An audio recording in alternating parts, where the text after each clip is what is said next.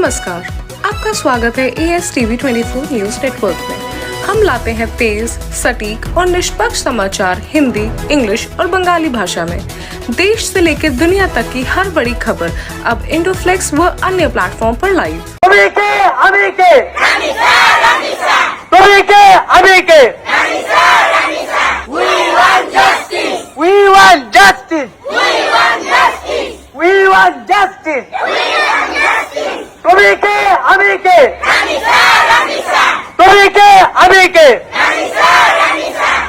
দ্রুত বিচার প্রক্রিয়ার মাধ্যমে রামেসা হত্যা মামলায় বিচার সম্পন্ন হয়েছে।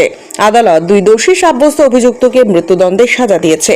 শিশুদের বিরুদ্ধে সংঘটিত নৃশংস অপরাধের ক্ষেত্রে এই রায় আদালতের কঠোর অবস্থানেরই প্রতিফলন। এবার চলুন শুনে নেওয়া যাক রামেসার বাবা এই রায় সম্পর্কে সংবাদ মাধ্যমকে কি প্রতিক্রিয়া জানিয়েছেন।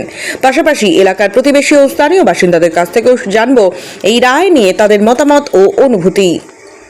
ওর বাচ্চা সকালবেলা স্কুলে যাওয়ার জন্য আম্মু রেডি করতেছে যে বাবা দাঁত ব্রাশ করে রেডি হও।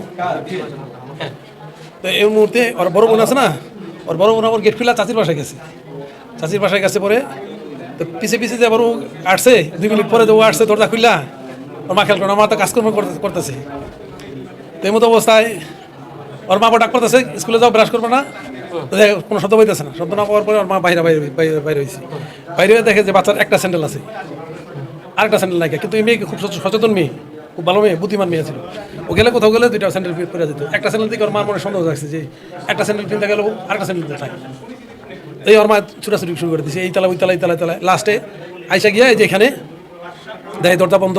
তোর মা অনেক করছে, অনুরোধ বিরোধ করছে যে দরজা খোলেন কেউ ভিতর থেকে কোনো সারা শব্দ দেয় নাই। পরবর্তীতে হাউগাও শুনে সবাই এলাকার সবাই আইসে, লোকজন আইসে, ওর বাবা অফিস থেকে আইসে। আঠার পরে করছে মানে দরজা খোলার জন্যই করছে, তারপরে দরজা খোলে নাকি। তারপর ওর বড় চাচি আছে, ওর বড় চাচি করছে ত্রিপল লাইনে ফোন করছে। ত্রিপল লাইনে ফোন করার পরে পুলিশ প্রশাসন আসছে। আইসা এরপরে দরজা ভাঙ্গা দেখে ভিতরে এই অবস্থা। আর ওই যে আসামি গ্রিল কেটে বাইরে গেছে, ওদিক দিয়ে ওই গলির দিকটা বাইরে গেছে। পুরো রাস্তা আছে, সরকারের পুরো রাস্তা ভরসা আছে। সিএম কালকের কথা দিয়েছে সেভাবে উনি যেভাবে কাজ চালিয়ে যাচ্ছে আমরা খুব খুশি, অত্যন্ত খুশি। সিএম পুরো ফুল ভরসা আছে আমাদের। আচ্ছা, তো পুলিশকে লক্ষ্য করে পজ গুলি চালাতে গেছিল না, ওটা আমি বলতে পারছি না, আমি তো সেই অবস্থা ছিলাম না তখন। একদম এনকাউন্টার, একজন মৃত্যু। টোটালি এর বেশি কিছু বলতে পারছি না, আমি পরিস্থিতি অন্যরকমই ছিলাম তখন। আচ্ছা, এটা শুনেছেন? শুনেছি এক্ষুনি, তেমন কিছু শুনি। আমি একটু অন্য ব্যস্তর মধ্যে আছি, তো চতুর্দিক থেকে সব বুঝতে পারছেন, আপনারা সবাই আসছেন। পুলিশের ভূমিকা একদম পুলিশের উপরে পুরো ফুল ভরসা আছে। পুলিশ না থাকলে আমরা এত এগোতে পারতাম না। পুলিশ যেভাবে তদন্ত করছে 4 জনই তো অ্যারেস্ট হয়ে গেল। খুশি, তাতে খুশি। আরো যারা আছে তারা অ্যারেস্ট হবে, দোষীদের শাস্তি হোক, এটা বিষয় কি। দাদাও এই জিনিসটা খুব মাথায় রেখেছে। দাদা আমার ভরসা দিয়েছে, দাদার ওর ফুল ভরসা আছে। ওর যে সিএম আছে না, ওনাকে দাদা বলে আমরা সম্মান করি। দাদা ফুল ভরসা দিয়েছে, ওনার ওর ফুল বিশ্বাস, আশা, ভরসা সব আছে।